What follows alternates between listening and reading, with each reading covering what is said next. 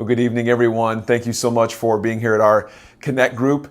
We're so thankful for those of you that come in week after week, for those of you that are here for the first time, and anybody else in between. This is a safe place to be who you are, to say what you think without fear of being judged. We believe here at the Heart that we're all growing in this faith journey together. We're all taking it step by step and day by day. Nobody knows what they're doing in life, but we're all trying to figure it out together and relying on God through all of it. So thank you so much for being here. If you were not able to get to church on Sunday, or you haven't been able to listen to the podcast, we are just starting a series called Graced. And this past week was week 2 of Graced. And what we hit on week 1 for Easter was that we are graced for redemption. And what we did this past week is we are graced for peace. We're looking at this concept of God giving us grace, God showing us grace. And because of that, through that, with that, we are able to show grace and offer grace to those around us. And with that grace, within that grace, we're able to have redemption, peace, wisdom, forgiveness. Those are 4 of many of the things that come through God's grace and by God's grace. We defined grace as the unmerited favor of God. God looks at us favorably, even though we didn't earn anything. We didn't do anything to deserve that or receive that, but that doesn't matter. That doesn't stop God from relentlessly loving us because He chooses to. He sees us, He knows us, and He chooses love. And that's what grace is. So this past week, we wanted to look at is we are graced for peace. We can have peace in our life because it comes as part of God's grace, within God's grace. And not only can we have peace, but we are graced for peace to offer it to others, to bring peace with us in our life. Now, we looked at a couple different scriptures on Sunday, and I'm going to have them up on the screen for you when we have the questions, but if you want to write them down or you want to open up your Bibles or on your phone, you can do that. It's Philippians 4, which is a letter written by Paul, chapter 4, verses 6 and 7. And you can also go to Proverbs chapter 12, verse 20. And you can look those up in a couple different versions. You can read them out loud if you want. It's always fun to kind of read it out and see the different versions of the Bible, different translations, because when people are translating the Hebrew or the Greek or the Aramaic to English, sometimes it has a different view and things get lost in the translation. But what really happens is we have so many different angles of the original language. So I want to encourage you guys to do that. Now, the first question we're going to start with today is one that I asked on Sunday. And if, like I said, if you weren't able to be there, you can always listen to the podcast and catch up.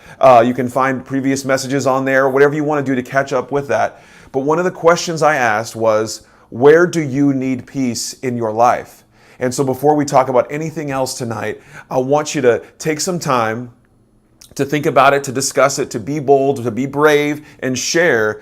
Where do you need peace in your life right now? Whether it be relationships, finances, your job, school, anything else going on in your life. Maybe it's your relationship with God. You have a broken relationship with someone you used to love, or a broken relationship with God. Where do you need peace in your life? So I want you guys to take a few moments to share back and forth on where that might be for you.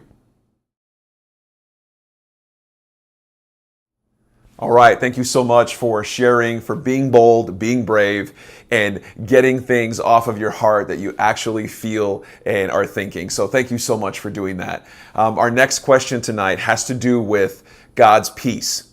Because in the Message version of the Bible of Philippians 4, 6 through 7, instead of saying you'll experience God's peace, the different way it says it is you will experience or sense God's wholeness. So what we see is there is a similar meaning to the word peace when it comes to God's peace and God's wholeness. And one of the concepts that we looked at on Sunday, and one of the ones I want to share with you tonight, is when there's a wholeness, then nothing can penetrate that because it's whole. Nothing else is needed externally because something is whole. And if it's whole, it needs nothing else. So if through replacing worry with prayer, through talking to God, through telling Him what we need, we can receive this peace or sense of wholeness. What I want to know is, what does it mean to you? What do you think that means to experience God's wholeness in your life?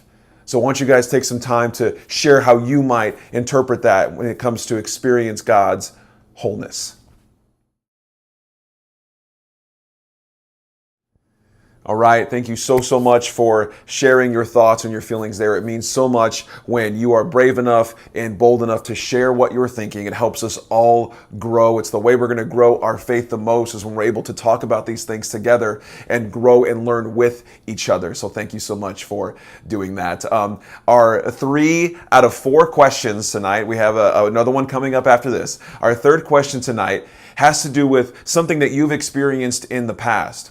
And what I want to know is, if you're brave enough to share, is I want you to describe a time, tell us about a time when you experienced or sensed God's peace in your life about something difficult you were facing, or a tough situation, or a bad circumstance, whatever it happens to be, and you sensed God's peace in your life during that difficult circumstance. So if you're brave enough and bold enough to share, we would love to hear something that you experienced, and through that you sensed God's peace. I want you guys to take a few minutes to talk with each other. All right, now one of my most favorite things that we talked about on Sunday had to do with Proverbs 12:20. And in Proverbs 12:20, it says that those who plan peace will have joy. And I love the concept of us being able to plan peace in our life. I think that sometimes we can feel like we need to stand here and wait for God to bring peace down, and we're just going to wait for God to give us peace. But what we see in Proverbs 12:20 is that we can plan peace in our life, that we can plan for the peace in our marriage, in our job, in school, with our broke down car, with everything else in our life, with all these other circumstances and situations, that we can plan peace and we can bring God's wholeness around with us. We can bring the wholeness that God has graced us with, the peace that God has graced us with, and we can bring it to others, to those in our life who we can see need peace. So what I want to know from you tonight, and what I would love for you to share before we get out of here, is how will you plan peace this week? What actions will you take this week to plan peace in your life in the areas that you most need peace? And one of the first questions we started with was, where do you need peace in your life? And now I want to know, how will you plan peace for that area of your life this week? Love you guys so much. I love doing church with you. I love this community, and I'm so grateful to be a part of what God is doing at the heart and what God is doing in the city of San Marcos. Love you guys so much. Have a great rest of your week, and we'll see you Sunday morning at 9:30 or 11. Love you guys. Bye.